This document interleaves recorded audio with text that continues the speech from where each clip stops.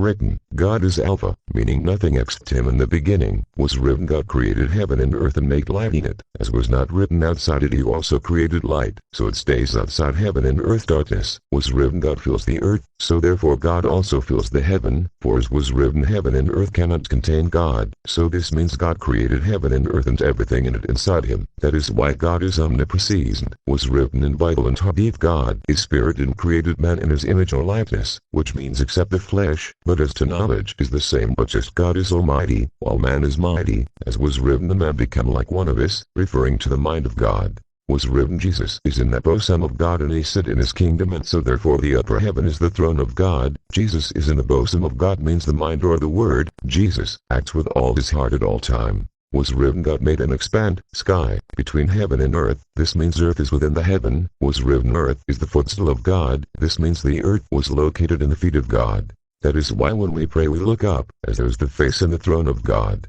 So there is no possibility that man in earth could see the face of God, and if man's spirit already in the heaven where God's throne was, if he able to see the face of God, that just means it is the spirit that will vanish, as he gone beyond the limit of life. He dies not in the reason of being written that God could kill spirit. The black shaded outer side is the unfathomable boundary of spirit without light. The white area inside the dashed lines is the heaven or heavens. Heavens means parts of heaven. The light shaded circles the earth. The inner area in the surrounding of earth is the sky, being called also as heaven, as the wholeness of the sky and earth being called as universe, or sometimes world or earth, supposed to be capitalized.